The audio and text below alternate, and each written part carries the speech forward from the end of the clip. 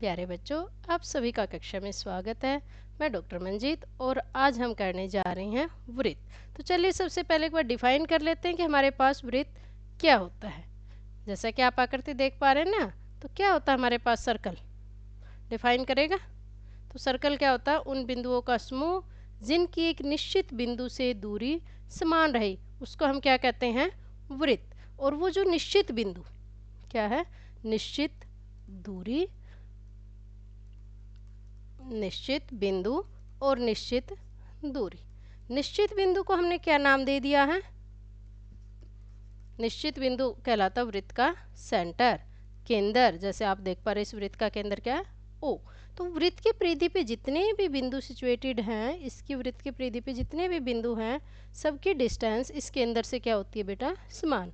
और उस निश्चित दूरी को ही हम क्या कहते हैं, रेडियस। ओके, ये होगी हमारे पास वृत्त की परिभाषा। ये सब फिगर हम देखते हैं अपने डेली लाइफ में। ये क्या है, व्हील, वॉल क्लॉक और प्लेट।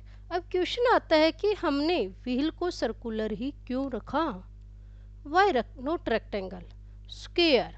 इसी तरह प्लेट्स वगैरह को, चलिए नेक्स्ट क्वेश्चन में लेक्चर जब भी होगा उसमें हम डिस्कस करेंगे। तब तक आप सर्च कीजिए कि हमने इनकी शेप्स को सर्कुलर क्यों रखा। ओके, अब एक बार रिकैप कर लेते हैं, हम पीछे का जो अब तक पढ़ा है रिकॉल कर लेना, याद आ जाएगा तुम्हें। तो सबसे पहले कि इस वृत्त का केंद्र, केंद्र क्या है, ओ। बीच का जो बिंदु, केंद्र क्या है, ओ। त्रिज्या, त्रिज्या क्या है, ओ बी। क्यों, ओ ए क्या त्रिज्या है, नहीं। ओ ए भी तो क्या कर रही है हमारे पास, वृत्त पर स्थित बिंदु ए और केंद्र के बीच की दूरी है। तो ओ ए भी क्या है बेटा, इसकी त्रिज्या। एक वृत्त में अनेक त्रिज्या होती है लेकिन लंबाई सबकी क्या होती है, बराबर। व्यास, ए बी क्या है, व्यास क्या है, ए बी। और कोड क्या है, सी डी। अब क्वेश्चन आता है, व्यास और कोड, काम तो दोनों ने सेम किया है। भाई इस व्यास ने भी वृत्त पे स्थित दो बिंदु ए बी को मिलाया और इसने भी सी डी ने भी वृत्त पर थे दो बिंदु सिचुएटेड सी और डी, इनको मिलाया। तो नाम अलग अलग क्यों। ओके, देखिए फर्क क्या है, क्या सी डी केंद्र से होके जा रही है, क्या केंद्र से पास हो रही है, नहीं। लेकिन जो ए बी है वो किससे जा रहा है बेटा, केंद्र से होके गुजरती है, केंद्र से होकर केंद्र से गुजरती है। तो हमारे पास हम कहेंगे कि वो कोड जो केंद्र से होके जाए या जो केंद्र से पास होती है उसको हम क्या कहते हैं बेटा, व्यास, डायामीटर। ओके, तो हम ये कह सकते हैं कि इस जीवा को अगर मैं नाम दे देती हूँ सी डी और इसको नाम दे देते हैं हम ए बी। ओके, तो जो व्यास है वो सबसे बड़ी जीवा है। व्यास क्या होता है हमारे पास, सबसे बड़ी जीवा।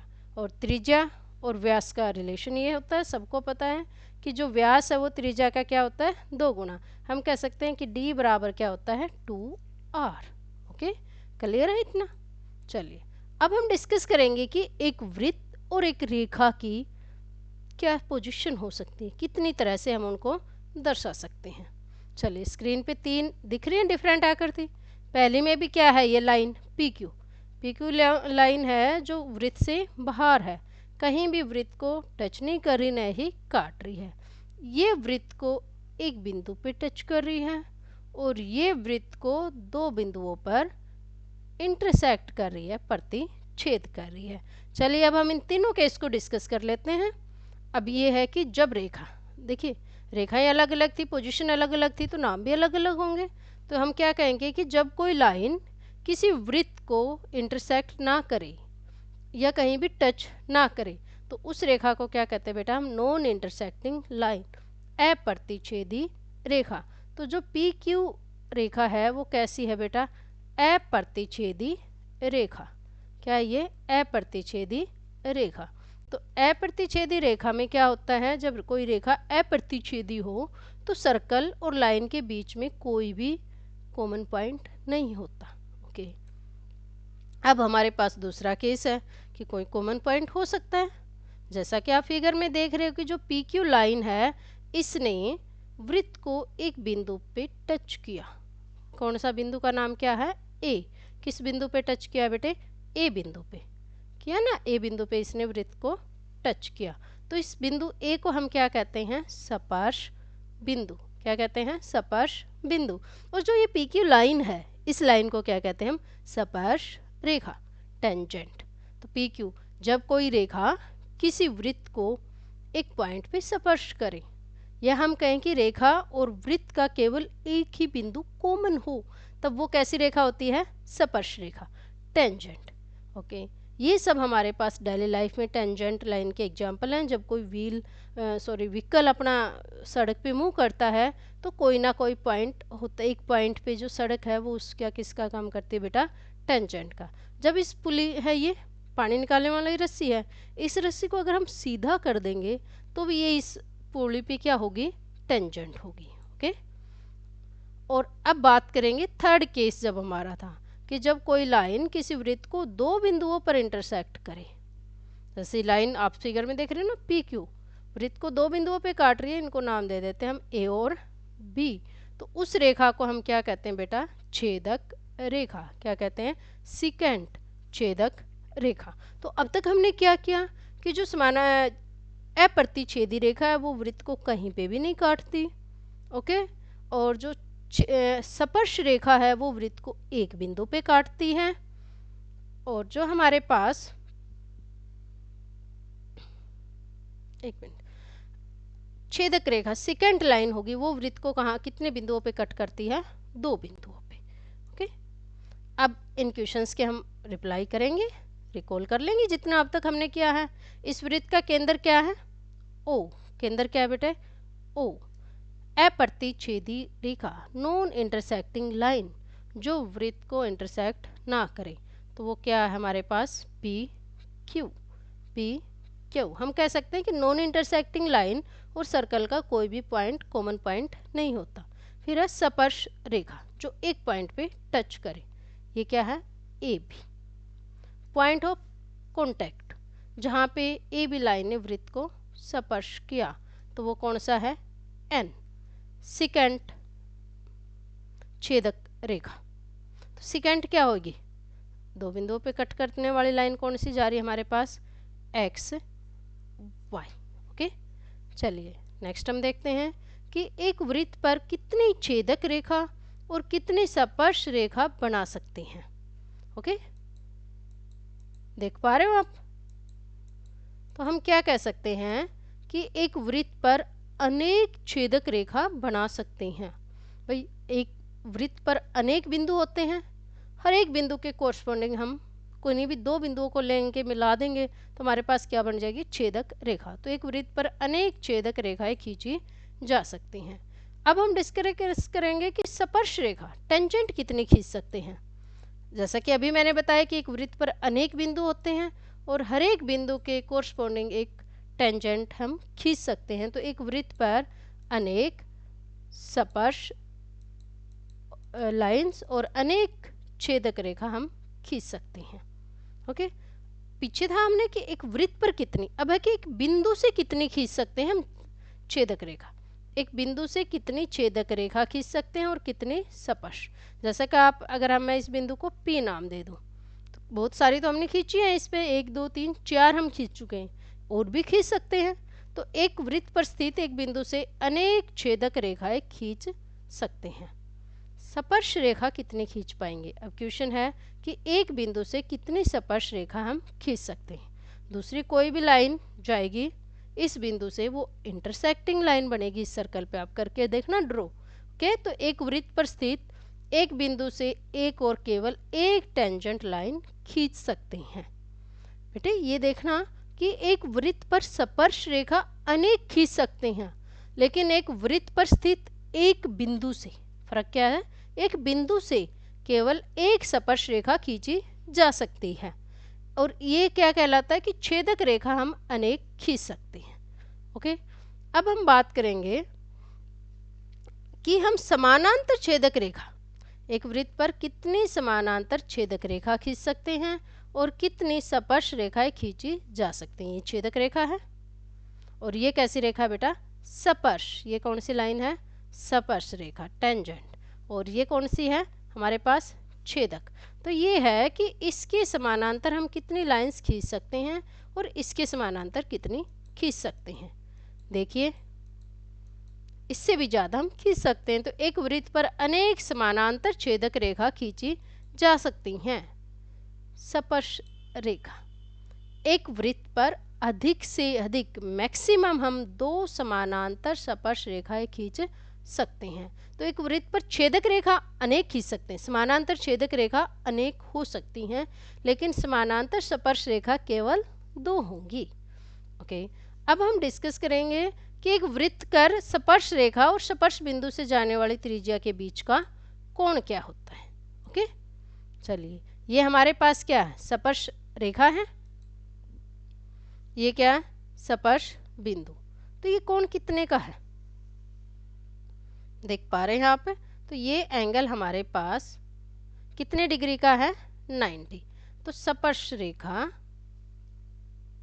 और स्पर्श बिंदु से जाने वाली त्रिज्या के बीच का कोण कितने का होता है बेटा, 90 डिग्री का। या हम कहें कि किसी वृत्त के स्पर्श रेखा पर स्पर्श बिंदु से जाने वाली त्रिज्या क्या होती है, लंबवत। ये स्पर्श बिंदु से होकर जाने वाली त्रिज्या है जिसका नाम यहाँ पे दिया हुआ है OP, और XY क्या हमारे पास, स्पर्श रेखा। ओके, चलिए अब हम इसी पे डिपेंड कुछ क्वेश्चंस करने जा रहे हैं। अब ये कह रहा है कि 5 सेंटीमीटर त्रिज्या वाले एक वृत्त के बिंदु P पर स्पर्श रेखा PQ केंद्र से जाने वाली एक रेखा से बिंदु Q इस प्रकार मिलती है कि OQ की लंबाई क्या है, 12 सेंटीमीटर, PQ की लंबाई ज्ञात कीजिए। चलिए आकृति बना लेते हैं। पहले हम वृत्त की त्रिज्या कितनी दे रखी है, 5। ओके, उसके बाद स्पर्श बिंदु का नाम क्या है, P। स्पर्श रेखा PQ की लंबाई कितनी है निकालनी हमें, और Q से केंद्र को मिलाने वाली रेखा की लंबाई हमारे पास है 12 सेंटीमीटर। तो हम इसको कैसे ड्रॉ करें, समकोण त्रिभुज है OPQ, समकोण त्रिभुज है ना। ओके, तो समकोण त्रिभुज अगर हमारे पास है तो एक हम क्या यूज कर सकते थे, एक बहुत अच्छी थ्योरम थी, जब समकोण त्रिभुज की हमें 2 साइड्स पता हो तो थर्ड हम निकाल सकते हैं। क्या नाम था उसका, पाइथागोरस थ्योरम। पाइथागोरस थ्योरम पर में हम कहें तो ये क्या कहती थी बेटा हमें, कि कर्ण का वर्ग स्क्वायर बराबर होता है आधार का स्क्वायर प्लस लंब का स्क्वायर, यही होता था।